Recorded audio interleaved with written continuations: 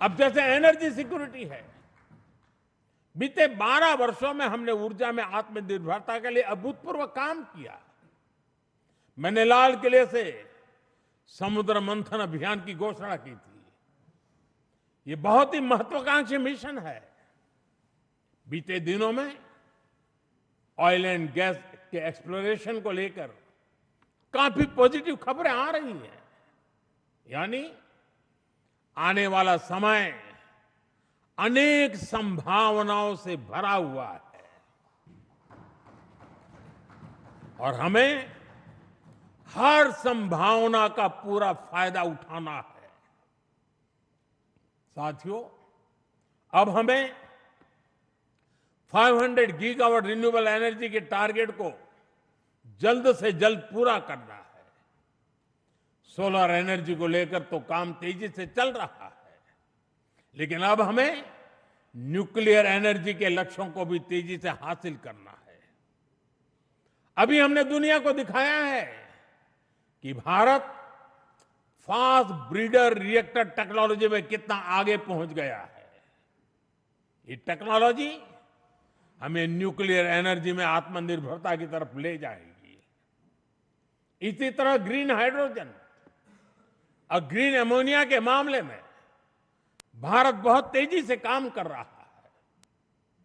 आने वाले समय में ये टेक्नोलॉजी भारत को ग्लोबल ग्रीन एनर्जी मैप में सबसे प्रमुख बना पाएगी और ये नाम बनना पक्का है। साथियों, आज बड़े एक्सपर्ट्स भी का भी अनुभव है कि जिन देशों ने मैन्युफैक्चरिंग के पूरे इकोसिस्टम पर 80-90 के दशक में काम किया, उन्हें उसका फायदा इस सदी में मिलना शुरू हुआ। भारत ने 10-12 वर्ष पहले जिस इकोसिस्टम पर काम करना शुरू किया, उसका लाभ अब देश को मिलना शुरू हो गया। 2014, 15, 16 के कालखंड में जो बात नींव डाली गई, उसके फल अब दिखाई देने लगे हैं। भारत तेजी से दुनिया का मैन्युफैक्चरिंग पावर हाउस बनने की ओर आगे बढ़ रहा है।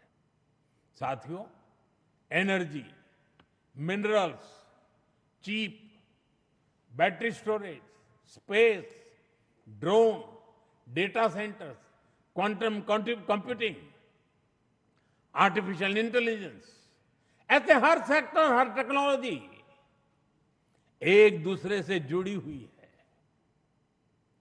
ये एक दूसरे की पूरक है। भारत इनके लिए विदेशों पर निर्भर नहीं रह सकता, क्योंकि ये भारत की आर्थिक और स्ट्रेटेजिक हर प्रकार की सिक्योरिटी से जुड़े विषय है।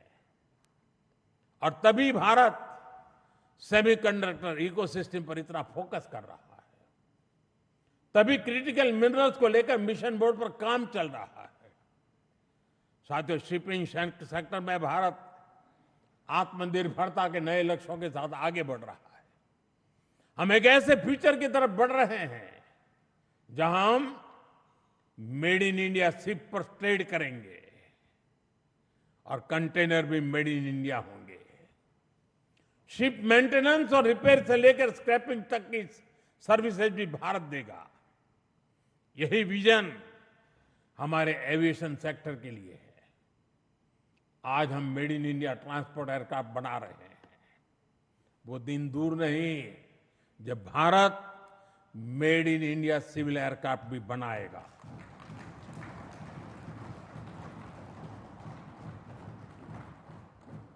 देशवासी मेड इन इंडिया विमान में ही यात्रा करेंगे, वो दिन मैं देख रहा हूं। दोस्तों, साथियों, ये सदी टेक्नोलॉजी की है, डेटा की है।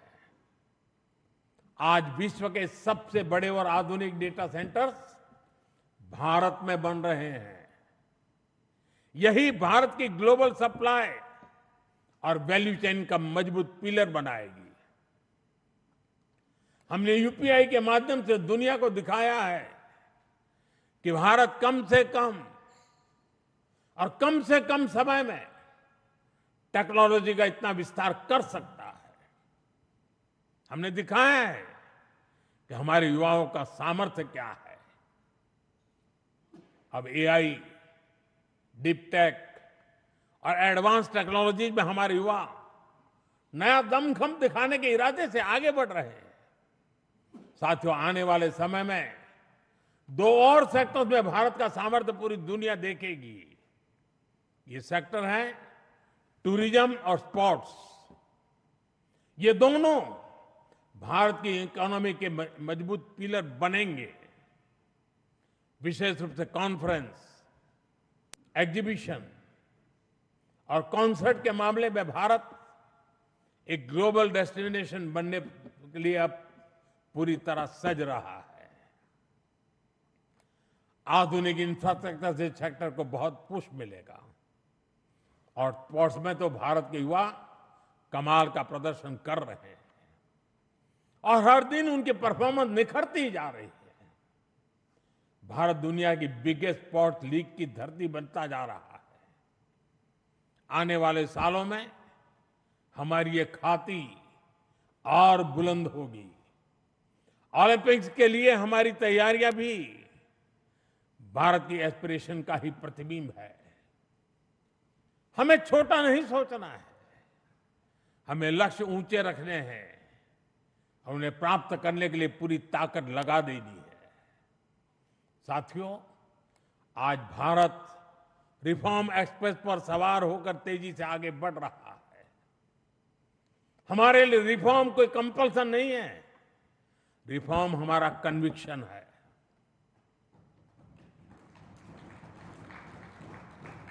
और देश भी निरंतर रिफॉर्म्स को सपोर्ट कर रहा है।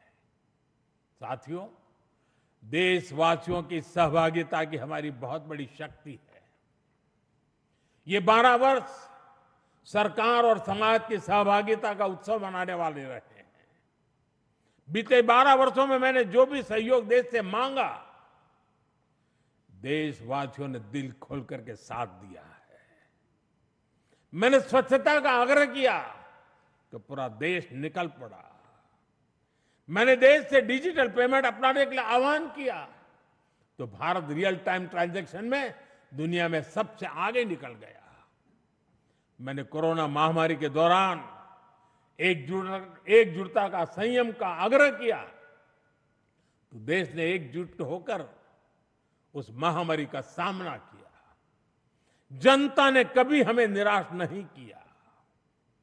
साथियों, आने वाले समय में भी इसी जन विश्वास और जन भागीदारी के साथ हमें आगे बढ़ना है। सबका साथ, सबका विकास, सबका विश्वास और सबका प्रयास, ये हमारा मंत्र रहा है। सबका प्रयास ही विकसित भारत के निर्माण की असली ऊर्जा है। हमें हर राज्य, हर शहर, हर गांव को जोड़ना है। अब समय आ गया है कि राज्यों के बीच नई प्रकार की तंदुरुस्त स्पर्धा, स्वस्थ स्पर्धा हो। स्पर्धा इस बात की हो कि कौन सा राज्य सबसे तेजी से $1 ट्रिलियन इकोनॉमी बनता है। स्पर्धा इस बात की हो कि कौन सा शहर इनोवेशन का सबसे बड़ा केंद्र बनता है। स्पर्धा इस बात की हो कि कौन सा क्षेत्र रोजगार सृजन में सबसे आगे निकलता है। भारत की प्रगति राज्यों की ऐसी प्रगति से ही होने वाली है। आइए अगले दशक को उपलब्धियों के साथ साथ श्रेष्ठता का भी दशक बनाएं। आइए राजनीति की स्पर्धा से ऊपर उठकर विकास की स्पर्धा को राष्ट्रीय संस्कार बनाएं। 12 वर्षों की यात्रा उपलब्धियों की रही है। आने वाले वर्ष और भी नई सिद्धियों के होंगे, और भी बड़ी सिद्धियों के होंगे। इसी विश्वास के साथ आप सभी का मैं फिर से